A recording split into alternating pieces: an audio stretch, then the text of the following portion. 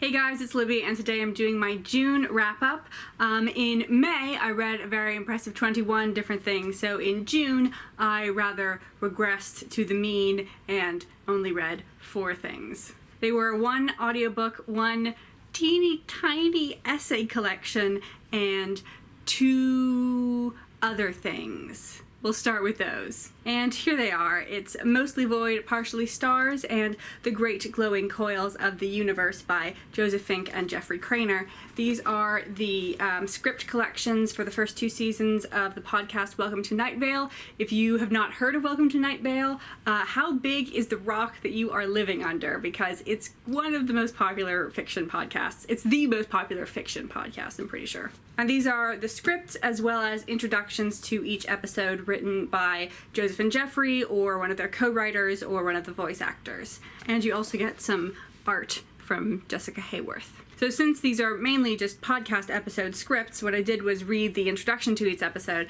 and then go listen to the episode. These were all re-listens for me, of course. If you haven't listened to Welcome to Night Vale and you are interested in these books, you should listen to the episode and then read the introduction. And I rated them based more on my appreciation of the episodes than on my appreciation of the actual contents of these books, which means I gave Volume 1, Mostly Void, Partially Stars, 5 stars, and Volume 2, 4 stars. I think the first season of Night Vale is the best one.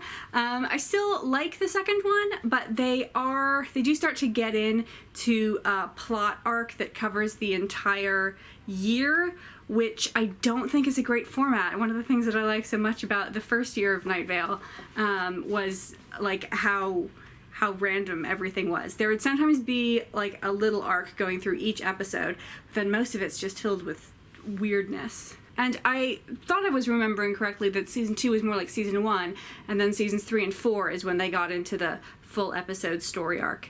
But no, they do it in season 2, so only 4 stars. Then the essay collection was this little puppy right here. This is Susan Sontag's Notes on Camp, which is a Penguin Modern. It is little. This also contains the essay One Culture and the New Sensibility, which is a bad essay title because it is so hard to remember. These are 2 works of cultural theory / cultural criticism.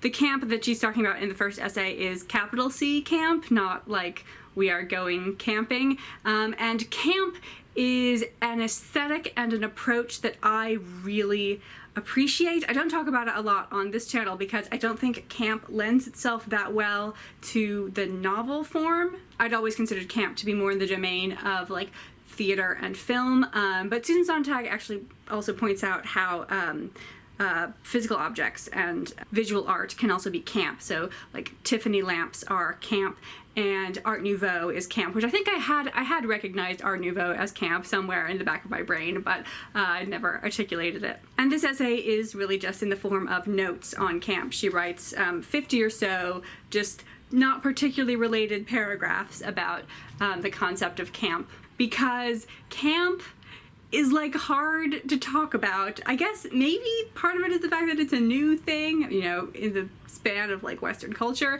and we haven't totally developed a vocabulary for it. And I'm aware of the fact that if you have no idea what camp is and you are coming to this video, you're going to be so very confused.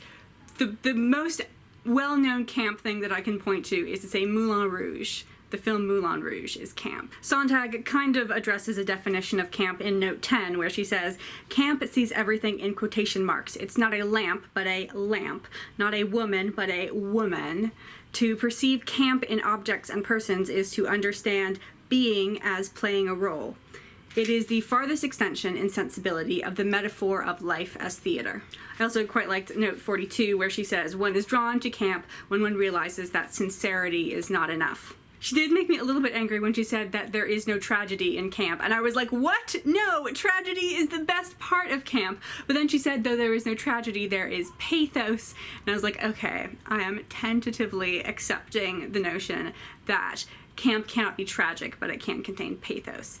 The pathos is the best part of camp. And then the second essay, One Culture and the New Sensibility, is about how since the Industrial Revolution 2 cultural schools of thought have emerged, the literary, artistic, and the scientific, and she's addressing the concerns of people who think that science is going to take over the literary artistic, by saying that we have this concept of the scientific school always evolving, and we have a concept of the literary artistic school not evolving, but it in fact is, and don't worry guys, it's not going to be eaten up by science. So I gave Notes on Camp 4 stars. And then the last thing that I read was another 18th century novel. I'm trying to enjoy the 18th century novel. I realized that reading fiction by women is much more successful than reading fiction by men.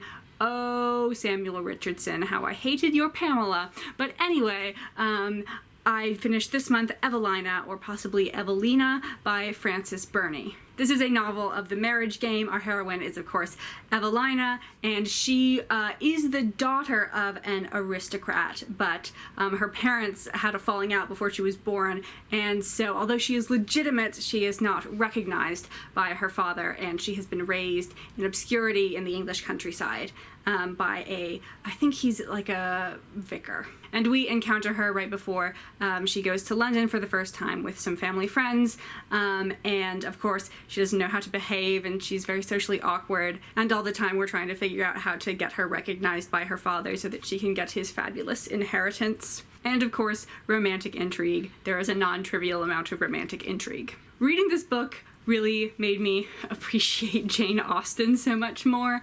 I can definitely see the influences that Frances Burney had on Jane Austen's work, mainly in that Jane Austen's characters are dynamic, and these characters are not dynamic. And so as soon as you meet each character, you know exactly how they're going to behave for the rest of the book and how they're going to fit into the narrative. So when you meet the love interest, 4 chapters in, it's actually an epistolary novel, so 4 letters in, you're like, oh, there's the love interest. Whereas, with Pride and Prejudice, if you'd somehow managed to never hear about it before, and someone came up to you when you were 4 chapters in and said, oh, by the way, Mr. Darcy is going to end up marrying Elizabeth, you'd be like, what? And these novels are just so much more interested in demonstrating goodness, showing good characters and what one must do to be good, as opposed to showing, genuine human psychology.